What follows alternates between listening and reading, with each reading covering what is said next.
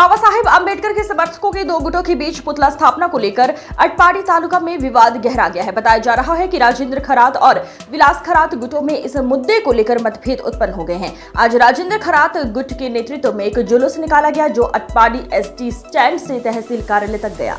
इस दौरान Republican party of India के सचिन खरात ने दोनों गुटों के बीच मध्यस्थता का प्रयास किया और आपसी संवाद की सलाह दी। विशेषज्ञों का मानना है कि सामाजिक महापुरुषों के सम्मान से जुड़े विषयों पर समुदाय के अंदर वैचारिक या व्यक्तिगत मतभेद भी तनाव का कारण बन सकते हैं। सचिन खरात की एक पहल एक सकारात्मक दिशा में कदम माना जा रहा है, जिससे मामले को शांतिपूर्ण ढंग से सुलझाया जा सकता है। देव ठेवून ठेवलाय का त्या ठिकाणी आणि सगळ्या गावाचा बाबासाहेब जगाचा बाबासाहेब आहे आणि त्या मूळ स्थानी ठेवा अति पण बदललं तुम्ही मूळ स्थानी ठेवायला आणि मूळ स्थान करायला आणि भव्य स्मारक बचत भवन इथेच झालं पाहिजे। सर्वांना पुन्हा एकदा जय भीम।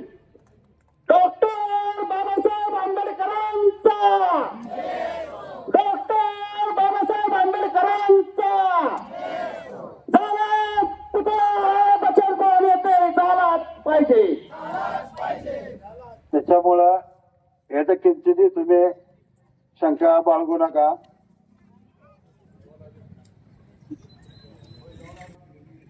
भीम सैनिक माता भगिनींचा मी मनापासून अभिनंदन करतो, स्वागत करतो। या ठिकाणी शंकरराव खरातांचे नातू सचिन खरात हे या ठिकाणी उपस्थित राहिले, त्यांचे मनापासून स्वागत करतो, त्यांचं अभिनंदन करतो। तसेच पत्रकार बंधूंचे मनापासून अभिनंदन करतो। हा मोर्चा एसटी स्टँड पासून निघून जे मोर्चाला जे थोडेसे किमान ह्याच्यापेक्षा 4-5 लोक होते, परंतु लोकांना वेळ नाही आजकाल, त्याच्यामुळे लोक मोर्चाला येऊन आणि आपापल्या कामाला निघून गेले। मी त्यांना बी धन्यवाद देतो, कारण येणं सुद्धा फार महत्वाचं आहे। काय ऐकलं नाही, परंतु त्यांचे मुख ताकद आपल्या पाठीमागे आहे। आपला उद्देश साफ आहे की पुतळा बाबासाहेब आंबेडकरांचा सचिनजी खरात पुतळा हा बाबासाहेब आंबेडकरांचा या आटपाडी शहरामध्ये बसावा, ही सर्व तमाम आंबेडकर आणि भीम सैनिकांचे तमाम आपल्याला पाठ्यामध्ये सर्व तालुक्याचे 99 लोकांची मागणी आहे की बाबासाहेब आंबेडकरांचा पुतळा 100% बसला पाहिजे। पण तो पुतळा बसत असताना आता ती आम्हाला मनोवादी म्हणते, ती आम्हाला ती सांगतात आम्ही मनोवादी आहे, आम्ही म्हणतो त्याला मनोवादी आहे। अरे कोण आता त्याचं विश्लेषण सचिन खरात तुम्हाला करावं लागतंय किंवा या येणारे विश्लेषक यांना पत्रकारांना करावं लागतंय, कोण मनोवादी आहे। बाबासाहेब आंबेडकरांचा पुतळा बसवायचा आहे, बाबासाहेब आंबेडकरांचा पुतळा कुठे बसवा? बाबासाहेब आंबेडकरांचा पुतळा जर तुम्हाला सार्वजनिक ठिकाणी नको असेल, बाबासाहेब पुतळा जर तुम्हाला शासकीय कार्यालयाच्या समोर नको असेल, बाबासाहेब आंबेडकर पुतळा जर दिमागामध्ये सगळे यनवश पूर्ण करून शासकीय नियमानुसार या ठिकाणी उपमुख्यमंत्री, मुख्यमंत्री, पालकमंत्री अटल साहेबांच्या उपस्थितीमध्ये दिमागात वाजत गाजत एसटी स्टँड पासून इथपर्यंत येऊन ज्या माणसाचा पुतळा आपण या ठिकाणी उभा करणार आहे, ज्या माणसाला आपल्याला माणुसकी दिलं, ज्या माणसाला हे देशाचं संविधान दिलं, ज्या माणसाला तुम्ही गावाच्या कोसाबाहेर राहत होता, त्या कोसाबाहेरच्या माणसाला गावात आणलं, सन्मानाला वागवलं, बोलायला शिकवलं, चालायला शिकवलं, शिकायला शिकवलं, चांगलं ड्रेस घालायला शिकवलं, त्या माणसाला पुतळा तुम्ही त्या गाडीत बसवता आणि त्याची सुपारी आम्हाला सुपारी घेता म्हणता। अरे सुपारी घेणारे तर तुम्ही, अरे जेव्हा जलवलं होतं तेव्हापासून आम्ही कार्य करतोय, आज तुम्ही आम्हाला सुपारी वाजर म्हणतात। तुमचा जन्म झाला नव्हता तेव्हापासून आम्ही कार्य करायला लागलेलो आहे आणि हे तिथला सुपारी बाजारकडे आता काय चुनाला आता एकदा चुना वळला की त्याचं परत चुन्याचं रूपांतर होता, ती विरघळ्याला चुना असतो। एकदा चुन्याचा तंबाखू खाणारे आता इथं 5-10% लोक असतील तात्या, एकदा चुना जर वळला जे चुना करणाऱ्या सुद्धा ते चुन्याचा प्रकार असतात। चुना वाळला आणि एकदा टाकून दिला परत त्या चुन्याचा वापर करायचा म्हणला तर तो चुन्याचा पूर्वीसारखा चुना होत नाही। त्याचप्रमाणे सचिनजी खरात विलास खराचा झालेला आहे. एकदा संपलेला माणूस परत मग तुम्हाला जिवंत करा, परत मला म्हणतो धडपड करा. अरे तू संपलेला आहे माणूस आणि तू आमच्या विरोधात आंदोलन करणार, तू आमच्या बेमुदत आंदोलन कशाला म्हणते ती? अरे कशाला एका 4 तासात उठून जायला बेमुदत आंदोलन म्हणते ती? तुमची ही नाटकं सर्व बंद करा. तुमचं दुकान कुठं चालत नाही म्हणून या ठिकाणी उठाठेव तुमचे चाललेले आहे जिवंतपणा राहण्याची. अरे बेमुदत झालं. कमीत कमी पत्रकाराच्या साक्षीला अंकुश मुळे याने पत्रकार घेतले संध्याकाळी 7 वाजता. अरे 1-2 दिवस तर अंकुश मुळे त्याला थांबवलं पाहिजे. थांबा एक हबीब दीपक त्यांना थांबवलं पाहिजे. राजेश बेमुदत आंदोलन आहे ना, बाबासाहेबसाठी आंदोलन करताय मग थांबा ना 2-3 दिवस. पळून गेला तुम्ही निघून. त्या माझ्या आया बहिणीला थोडस जरा वेगळं काहीतरी सांगून आमच्याविषयी फुलवून ती काय आमच्याकडे बोर हसते ते काय केव काय करते त्या त्यांना माहिती नाही. ज्या बायका आहे त्या बायकाचे काम आम्ही सगळे करतो. गारा नाही का सगळ्या अडचणी आम्ही सोडवतो, येणाऱ्या संकट आम्ही सोडवतो. आणि त्या माझ्या त्या मावल्या आम्हाला बघून हसायला लागल्या.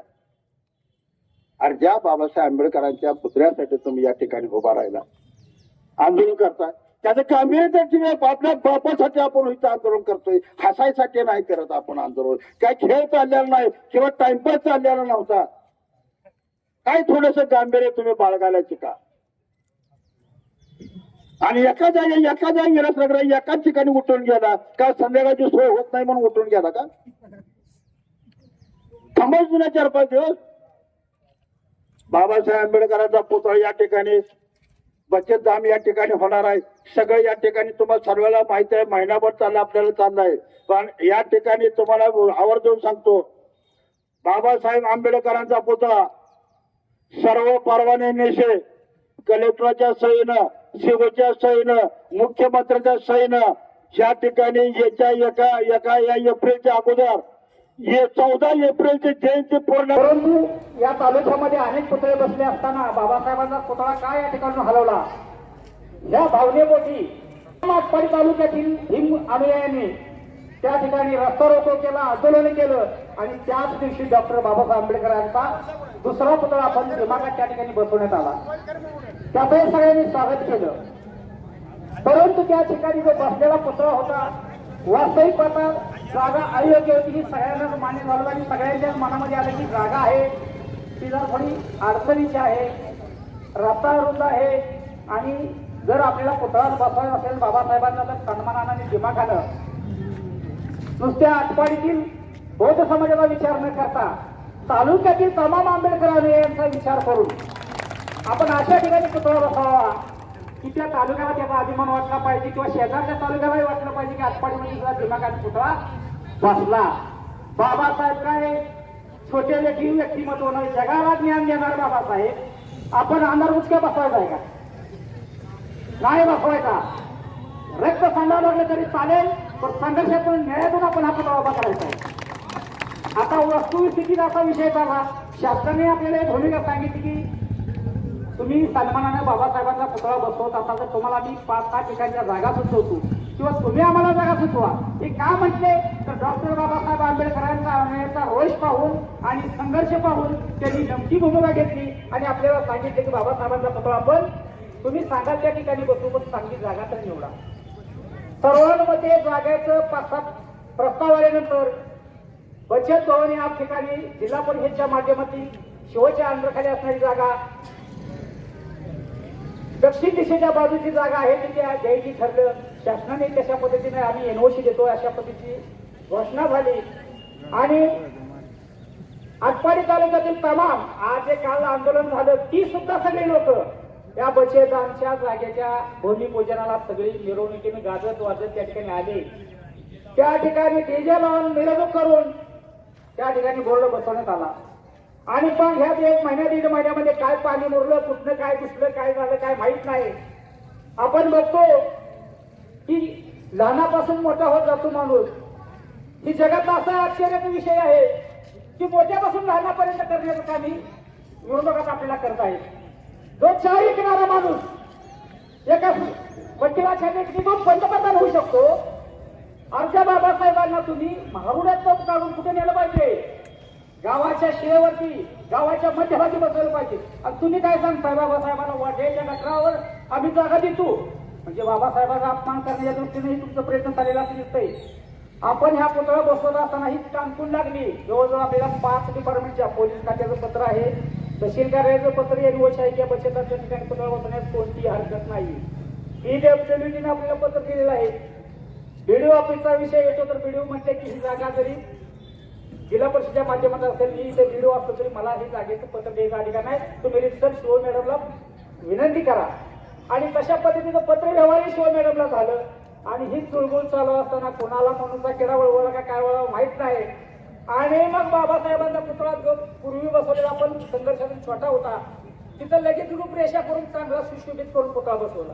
प्रशासनाने आम्हाला प्रश्न विचारले, आणि तुम्हाला जागा द्यायचं ठरलंय, तुम्ही बाबासाहेबांचा पुतळा सन्मानानं रीतिरिवाजानं चांगल्या पद्धतीनं वंदन वगैरे घेऊन काढून आपण या ठिकाणी आणायचं म्हणजे नाही. आपण म्हणतो बाबासाहेबांनी घटना दिली, संविधान दिलं, मग आपण संविधानाचं पालन करायचं मग कुणी करायचं? आपणच केलं पाहिजे.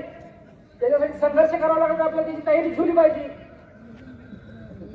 म्हणून आपण त्या पुतळ्याच्या जागेच्या संदर्भामध्ये मिटिंग ह्या त्या गोष्टी चालू असताना अचानकपणे तिथं दुसरा पुतळा सुशोभित करून बसवण्यात आला. शासनाने विचारलं, आम्ही म्हटलं आम्हाला काय माहित नाही, कोणी बसवला काय माहित नाही. मग शासनाला त्या ठिकाणी अडचण येते तरी येते, या रस्त्याची कामं चालवायची. उद्या त्या ठिकाणी काय त्या पुतळ्याची विटंबना वगैरे झाली, मोडतोड झाली, ती कुणावर येणार आहे?